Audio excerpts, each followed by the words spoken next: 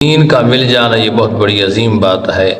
لوگ دنیاوی علوم کے پیچھے لاکھوں کروڑوں روپے اولاد پہ خرچ کر رہے ہیں، لیکن دین کے حوالے سے خرچ نہیں کرتے، یا کرنے پڑ جائیں تو پھر والدین کہتے ہیں کیا مدرسے والے بھی پیسے مانگتے ہیں؟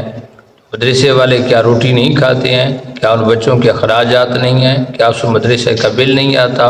کیا اس مدرسے میں پڑھانے والے ٹیچر کی تنخواہ نہیں ہوتی؟ کیا محتمم جو وہ مٹی کھا کر رات کو سوتا ہے؟ کیا اس کے بچے نہیں ہیں؟ کیا اس کی فیملی نہیں ہے؟ کیا وہ اس معاشرے میں نہیں رہتا؟ اس کے بہن بھائی نہیں ہیں؟ جتنا نیٹ ورک ایک ادارے کے پرنسپل کا ہوتا ہے، شاید وہ دنیا دار کے بندے کا نہ ہو، اس کی بہت ساری جہتوں کے ساتھ اس نے ایک گھر چلانا مشکل ہو جاتا ہے۔ دین کے ادارے کو چلانا کتنے مشکل ہوتا ہے۔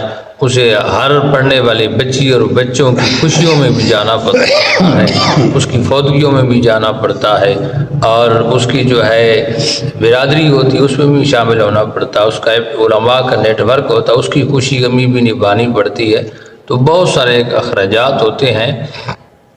تو جہاں پر ہم دنیا پہ خرچ کرتے ہیں، اپنے بچوں کو دنیاوی تعلیم دینی چاہیے، اچھی بات ہے، وہاں پر اپنے بچوں کو دین کے علم بھی جو ہے وہ ضرور سکھائیں۔ اگر اس قابل بچے نہیں رہے، جوان ہو گئے، تو آپ کم از کم کسی مدرسے میں جائیں، ایک بچے کا خرچہ افورڈ کریں کہ جتنا بھی ہو، یا کم از کم دینی ادارے کے اندر جا کر جو بھی آپ کو پسند ہو، جہاں بھی آپ کا دل جم جاتا ہے کہ یہ دین کا اچھا ادارہ ہے، جہاں بچوں کو اور بچیوں کو دین کی تعلیم دی جا رہی ہے، آپ بھلے نہ صحیح تو 500 آدمی دے بھی سکتا ہے، 1000 روپیہ دے سکتا ہے، جتنا دل کرتا ہے ہر منتھلی جا کر دین کے ادارے کی سپورٹ کریں۔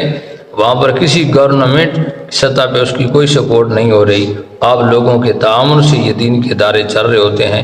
باتیں کرنے کبھی آپ تھوڑا سا وقت نکال کر کسی بھی دینی ادارے کے پرنسپل کے پاس بیٹھ کر چند منٹ جو ہے اس کے احوال پوچھ لیا کریں، آپ کے ادارے کی کیفیت کیسی ہے، کتنے اخراجات ہیں، کہاں سے آتے ہیں، کہاں سے پورے ہوتے ہیں، کیا مہینہ پورا گزر جاتا ہے یا کوئی قرض چڑھ جاتا ہے۔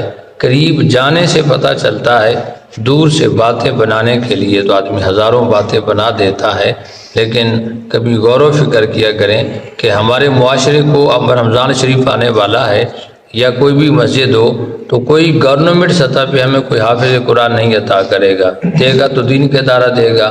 مسجد کا امام ہوگا تو ہم کبھی گئے ہیں جج کے پاس، کسی جو ہے تھانے دار کے پاس، کسی گورنمنٹ سطح پہ ہم نے جا کر درخواست دی کہ ہمیں ایک عالم چاہیے مسجد کے لیے، ہمیں جنازے کے لیے ایک امام چاہیے، ہمیں جنازہ پڑھانا ہے، ہم نے ختم دلوانا ہے، تو ہمیں ایک جو ہے یہاں سے پولیس والا یا کوئی اور جو ہے اسکول کا ٹیچر ہمیں روانہ کریں۔ حضرات گرامی، تھوڑی سی سینس ہر آدمی رکھتا ہے، مثبت سوچ رکھنی چاہیے کہ جب بھی دینی حوالے سے ہمیں ضرورت پڑتی ہے، چاہے وہ شادی بیاہ کا نکاح کا موقع ہو، جنازے کا موقع ہو، غسل دینے کی باری آئے، بچہ پیدا ہو رہا اذان دینے کی باری آئے، یعنی پیدا ہونے سے لے کر اس کی سانسوں کے نکلنے تک، قبر تک، وہ کون سے ادارے کام آتے ہیں؟ گورنمنٹ کے نہیں بلکہ دین کے ادارے کام آتے ہیں، وہ آپ لوگوں کے تعاون سے ہی چل رہے ہوتے ہیں۔ تو ہر بندے کو چاہیے کہ وہ اپنی استطاعت کے مطابق عشر بھی کھل کر دے، اعتراضات کم کرے، نہیں دل کرتا تو قریب جائیں، بیٹھیں، دیکھیں، چیک کریں، 5 منٹ 10 منٹ ہر روز نکالیں، اسے پوچھیں کہ تمہارے معاملات کیا ہیں۔ تو حضرات گرامی، یہی قبر میں آپ کے کام آئے گا، اللہ کے راستے میں دیا وہ کبھی زیادہ نہیں ہوتا۔ تو میرے آقا علیہ السلام نے ارشاد فرمایا کہ اللہ تعالیٰ جسے پسند فرماتا ہے اسے بھی دنیا دے دیتا ہے، جسے پسند نہیں کرتا اسے بھی دنیا عطا کر دیتا ہے، لیکن دین کا علم اسے عطا کرتا ہے جس سے میرا محبت کرتا ہے، جس سے میرا رب پیار کرتا ہے۔